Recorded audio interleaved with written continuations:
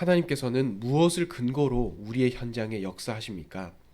하나님은 어떠한 것을 가지고 어떠한 의도를 가지시고 우리와 우리의 현장을 이끌어 가십니까? 오늘의 본문 말씀을 통해서 하나님께서는 언약에 근거해서 하나님의 확실한 언약에 기반해서 그 하나님의 백성을 이끌어 가신다는 것을 우리는 확인할 수 있습니다. 하나님께서는 하나님의 생각, 하나님의 언약하심, 하나님이 과거에 우리에게 주셨던 그 언약을 토대로 우리에게 지금도 말씀하고 계시고 지금도 우리를 이끌어가고 계십니다.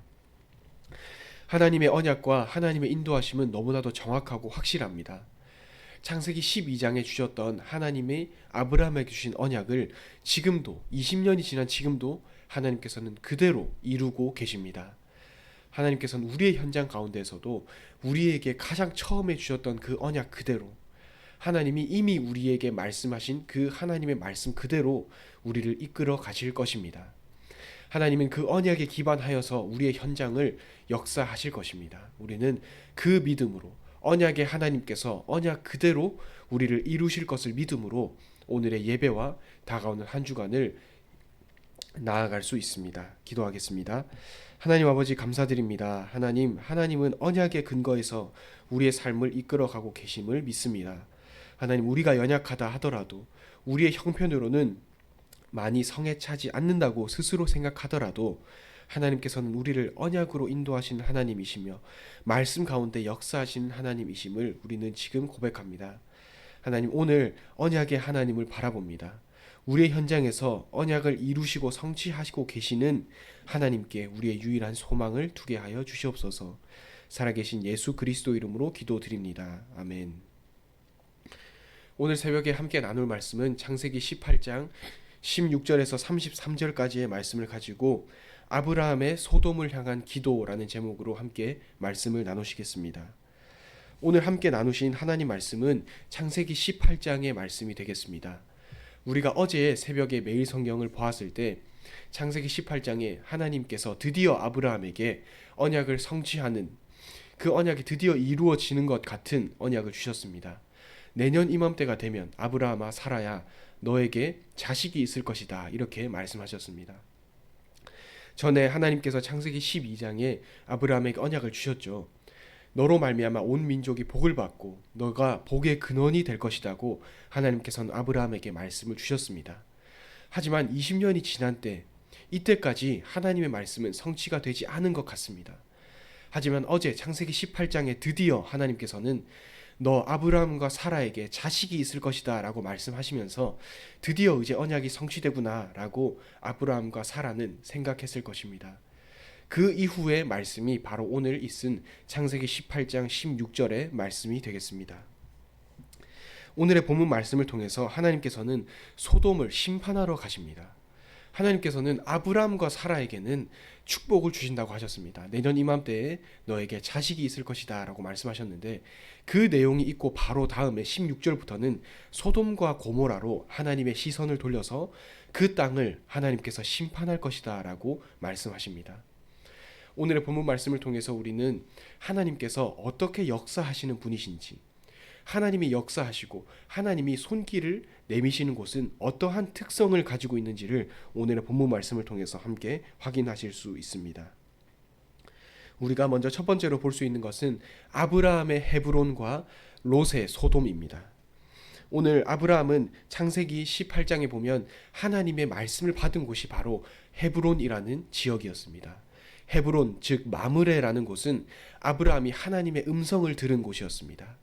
오늘 이 헤브론이라는 곳이 중요한 이유는 하나님께서 그 심판하려고 하시는 그 소돔과 고모라에서 가장 가까웠던 곳이 헤브론이라는 아브라함이 있었던 곳입니다.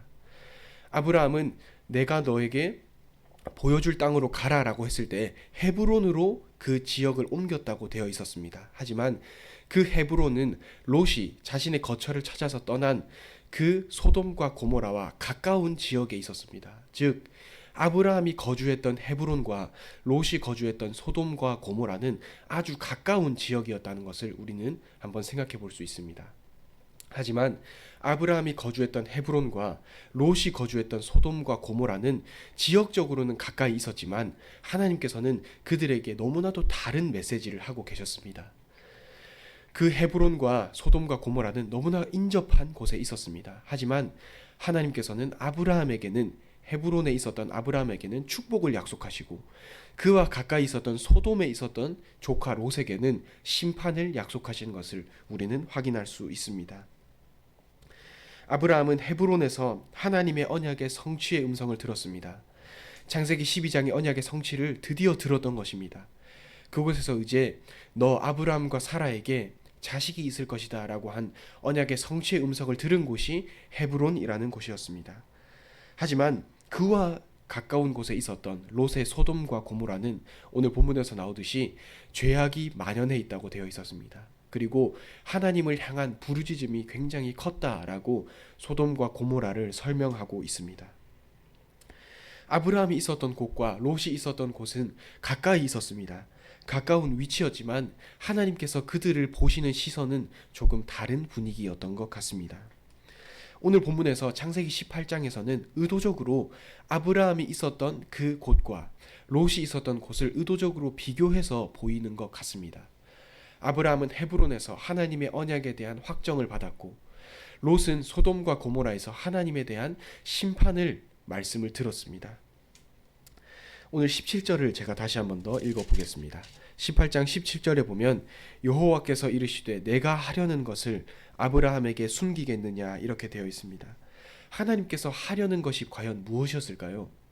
하나님께서 하시려는 것을 아브라함에게 숨기지 않겠다라고 말씀하시고 18절부터 내가 소돔과 고모라를 어떻게 멸망시킬 것이다 라고 말씀을 하셨습니다.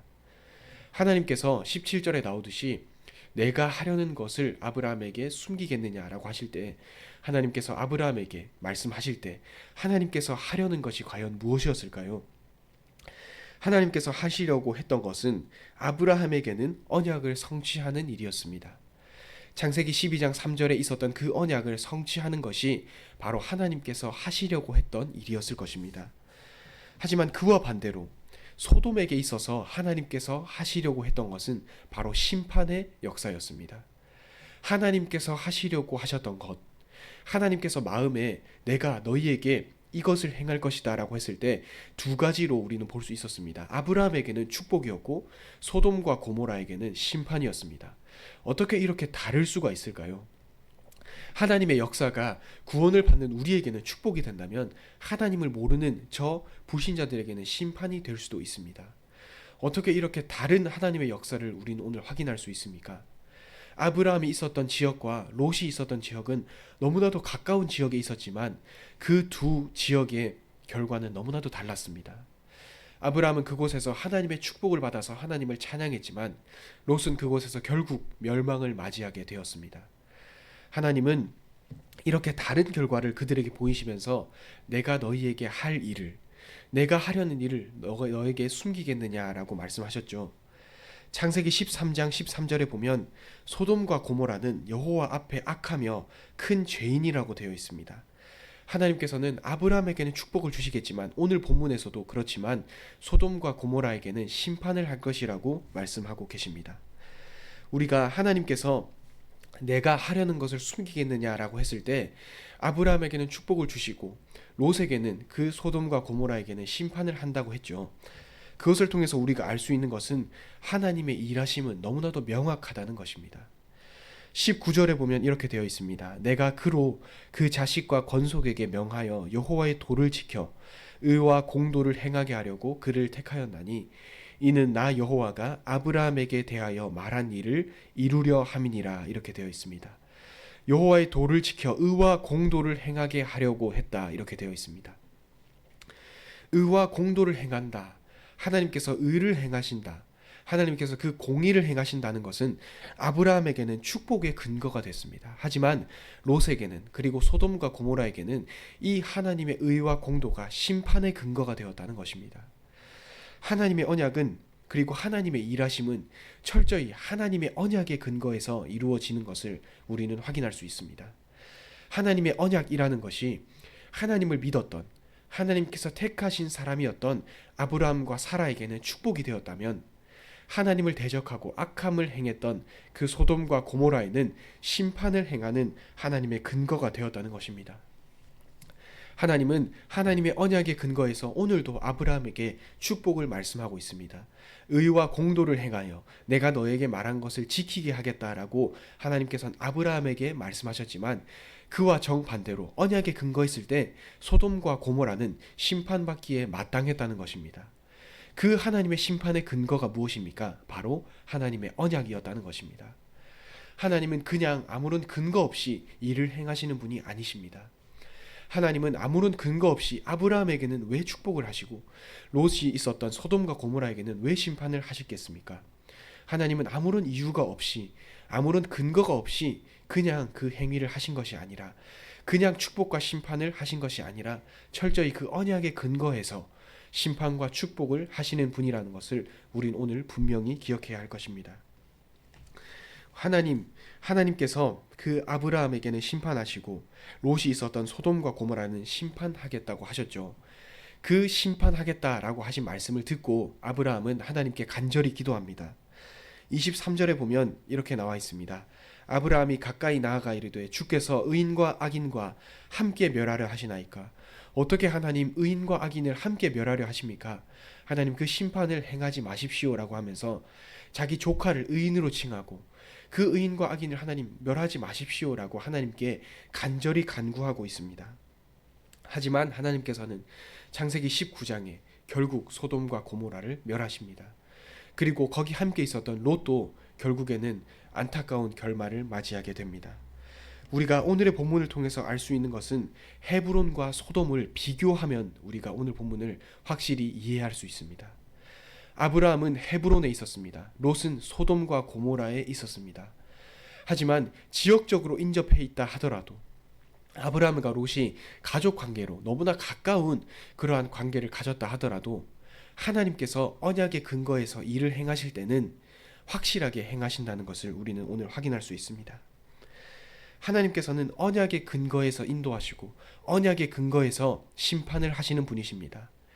하나님께서 우리에게 축복을 하실 때에, 하나님께서 하나님을 믿지 않는 이방의 나라들에 대해서 심판을 하실 때에 그냥 하시는 분이 아니라 언약의 근거에서 하나님의 일을 하시는 분이라는 것을 우리는 분명히 기억해야 할 것입니다.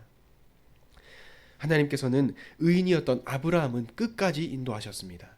아브라함이 헷갈릴 때에, 아브라함이 하나님의 언약에 대해 의심할 때에 끝까지 그를 어루고 달래시면서 하나님의 언약을 성취시키셨습니다. 하지만 하나님께서는 언약에 근거해서 그 소돔과 고모라를 심판하시기도 하셨습니다.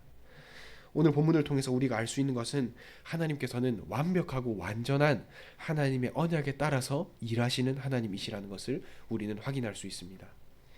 그렇기 때문에 우리가 과연 하나님께서 우리를 심판하실까, 하나님께서 우리를 축복하실까라는 생각을 할 때, 하나님께서 왜 우리에게 이러한 상황을 허락하실까, 하나님께서 왜 우리의 현장에 이러한 광경을 보이실까라고 했을 때 우리가 기억할 것은, 하나님께서는 언약의 근거에서 우리에게 역사하시는 분이시다라는 것을 우리는 기억해야 할 것입니다. 하나님께서는 언약의 근거에서, 하나님께서 우리에게 이미 주셨던 그 말씀의 근거에서 우리에게 역사하시는 분이십니다. 하나님께서는 우리를 의인으로 부르실 때에, 우리를 하나님의 자녀로 부르실 때에 하나님의 언약의 근거에서 우리를 인도하시고, 지금 오늘도 이 예배의 자리에 하나님의 언약과 하나님의 말씀하심 따라서 우리를 불러주셨다는 사실을 우리는 분명히 기억해야 할 것입니다. 우리의 현장 가운데에서 하나님은 우리를 언약으로 인도하시는 하나님이다. 우리를 언약에 따라서 축복하시기도 하고 심판하시기도 하지만 분명히 기억할 것은 하나님은 언약의 하나님이다 라는 사실을 기억하면서 우리의 현장에서 믿음으로 서는 모든 반석교회 성도님들이 되셨으면 좋겠습니다. 하나님이 언약으로 일하시는 분이시기 때문에 우리도 오늘 하나님의 언약을 바라볼 수 있습니다. 하나님이 우리를 언약으로 인도하시는 분이기 때문에 우리도 오늘 우리의 현장에서, 오늘의 예배의 자리에서 하나님께, 우리의 언약의 하나님께 우리의 눈을, 우리의 시선과 집중을 두는 모든 반석교회 성도님들이 되셨으면 좋겠습니다. 기도하겠습니다. 하나님 아버지 감사드립니다. 하나님은 언약의 하나님이심을 고백합니다. 우리의 현장 가운데에서 우리의 개인과 가정에 하나님께서 언약의 근거에서 우리를 인도하고 계심을 믿사오니 우리의 중심과 우리의 마음 생각을 주관하여 주시사 언약의 하나님께 우리의 유일한 소망을 두게 하여 주시옵소서. 흔들리지 않고 언약 그대로 행하시는 하나님께 우리의 유일한 소망을 두게 하여 주시옵소서. 살아계신 예수 그리스도 이름으로 기도드립니다. 아멘.